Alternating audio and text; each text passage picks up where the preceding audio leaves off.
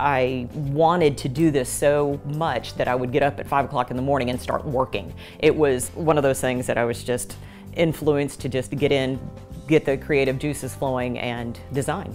I love color. I get real excited when I go to bead shows, just looking at the colors, the textures, and I know what I can create with them. I think I've been fascinated with gemstones ever since I was a little girl. I'm very mathematical, so when I see pieces and I design things in more of a pattern, a symmetrical pattern, because math and art are so much more in tune than most people think. They think artist and then they think mathematician, but actually it really is the same brain side that it's coming from that I put things together. I think I just have an intuitive sense of what's going to look good on a woman. I think years of practice and just getting in there and working it and knowing what's pretty, what's not. I know a lot of people design jewelry, but maybe it's not the look that they're going for. I just feel like I have a real comfort level on really putting pretty things together.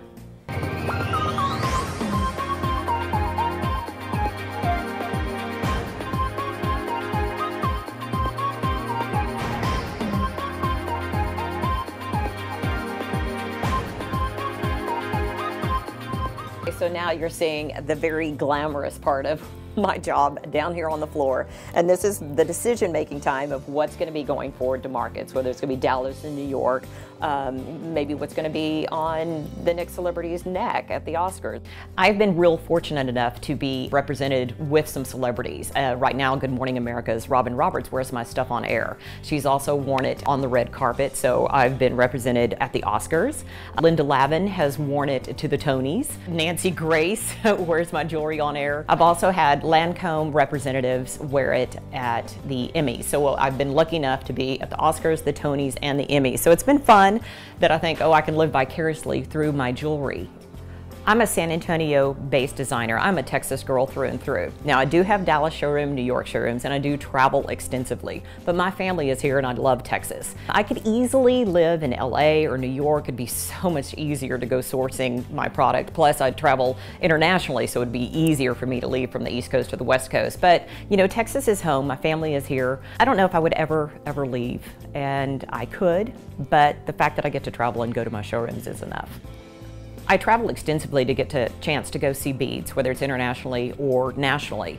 When I go into a bead show, I probably look at it differently than, say, the average person who's going to walk in there. Because I have been in this industry for so long, I know exactly what type of beads I'm looking for. I have to be a touchy-feely, because to me, jewelry is an emotional purchase, and it's an emotional feel when you put things together artistically. So I look for the intrinsic beauty in a bead, and if the cut is just pretty, and if it's something different. Have you seen it before? Because you always want to put something out there different that your clientele hadn't seen before, and how can I work it in so many different ways?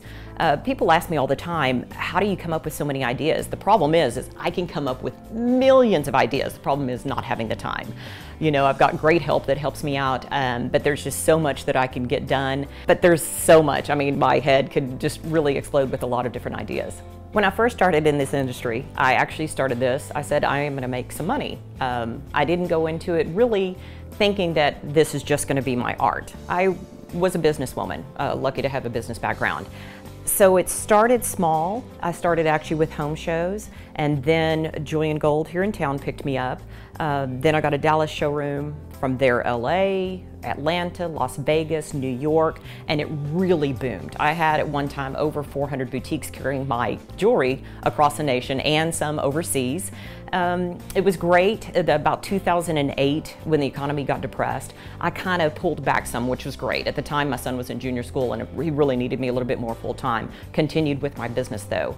And then when I realized that I think things were turning around, I had always kind of wanted to either get into designing tunic tops with a gorgeous beaded neckline, or handbags or shoes. I kind of wanted to take development of where I was going with my jewelry and kind of expand that and bring in more creative juices. I think when you're in the creative field, you kind of constantly have to keep feeding yourself and encouraging yourself and making it to where it's interesting and new, and every day that you want to get up and you want to keep designing and making things fresh and new and bold. And it took me about a year. I traveled to LA and I had traveled to New York, and I was doing some sourcing shows. And I came across an amazing factory based in New Delhi, and they make the most beautiful handbags. So I thought, well, if I can get in there and I can design, because I'm so busy making my jewelry, if they can help me develop this product, this new brand that I want. And that's where I came up with the new handbags. And I just returned from Hong Kong, where my factory came in. We met together in Hong Kong, got to source out new beading, new silhouettes for the purses. So now I've got this going on, and who knows, I might be going on to something else next. You know, basically with this business that I have, it's so different from somebody who has say a 9-to-5 job. Trust me, there are times, there are days that I'm like, gosh, I'm gonna go get a 9-to-5 job and get that steady paycheck, things like that. But I think just within me, one, I like being my own boss, but secondly, I can control my hours. Unfortunately, I work a lot of hours. That's the one thing when you work for yourself. You're in it, you have to make it go. You're your worst critic, you're your best cheerleader, but in the end, it's really worth it, because when somebody purchases something from me, I mean, you're just almost titillated. It's a great feeling. You just a source of pride that it's me, that's my name. It's rewarding, very rewarding in that.